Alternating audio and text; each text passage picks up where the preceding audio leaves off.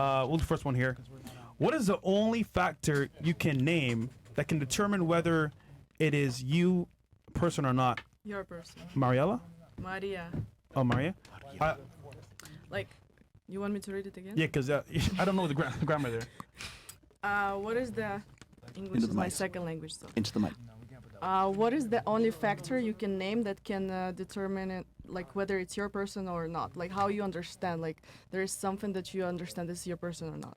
Is it that person for you or not? Is that that female for you or not? I think Yes. What's the factor? Like, I think the difference is different. The answer is different for men than it is for women. yeah, but I'm asking from you guys, no? The question's for who?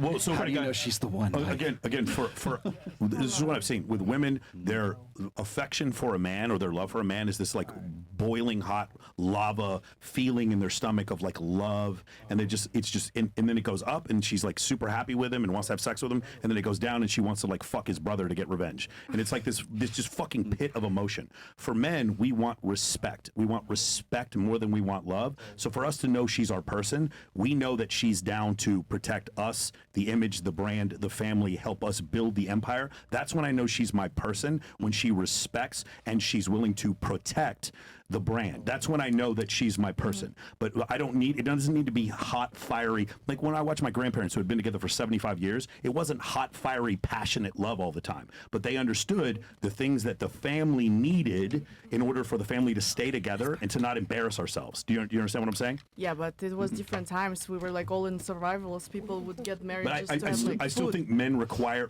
especially high status men, require respect from a woman more than love. And if I had a choice, 100% I would take a girl who doesn't even like me that much but fully respects me. Then I would take a woman who is madly in love with me but completely erratic and just goes up and down and up and down. Because when women are on their downstroke, on this down cycle, they can do bad shit. They can embarrass you. They can do they can spend all your money. They can go fucking file for divorce. They can do all kinds of things in those moments, or they're in a foam cannon party in Cancun. Right. And that's when those things happen, they're always on that down emotional swing. And that's why I'm saying, like, respect is a straight line. And then love, like the emotion of love, is like this fucking cycle that goes on and on. And for me, I think the stability of a long-term relationship happens when it's stable. It's not a fiery, passionate love all the time, because then all of a sudden the resentment comes in, and then next thing you know, she's fucking your dad. Yeah. Oh shit! That is crazy. I'll add a little bit more to that. Hold on one sec. Okay, I do think respect is definitely something that is a necessary thing. I think you got to start from the basics. Okay, do I find her attractive? Is she hot?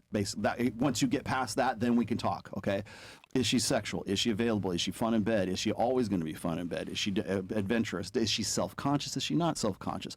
Those kinds of things. And more importantly, I am more focused on innate natural desire. I want genuine desire from this woman. I don't want mitigated desire. I want you to renounce your religion. You're so into me that's what you want. I want you to leave your family and join my family, because you cannot be without me. That's the thing. And so once we get past that, then it's respect, but it's more than respect. It's also admiration. I want that woman to be not only respect me, but also be admired by her, right?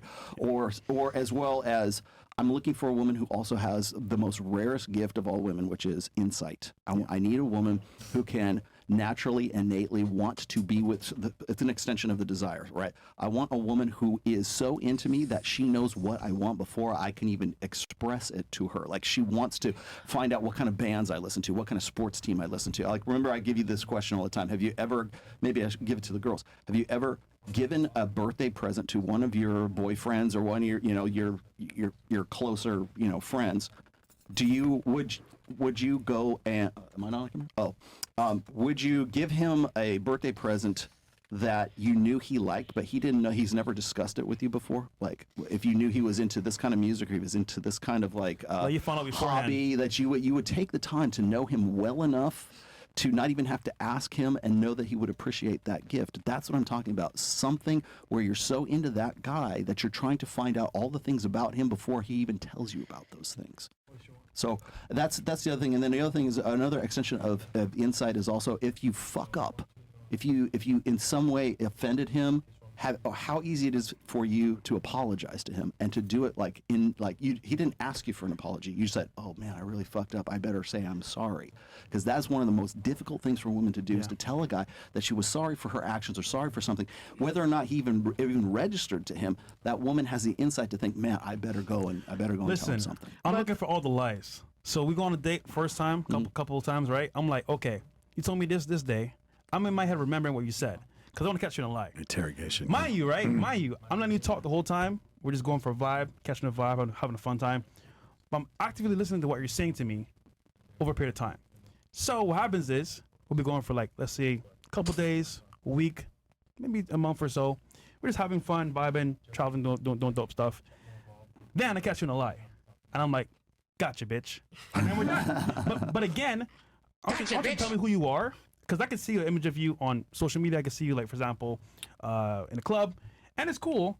But over time, you're going to tell me who you are, whether you like it or not. And once I find out who you are, I'm out. You're already looking for negative things. But for 100%.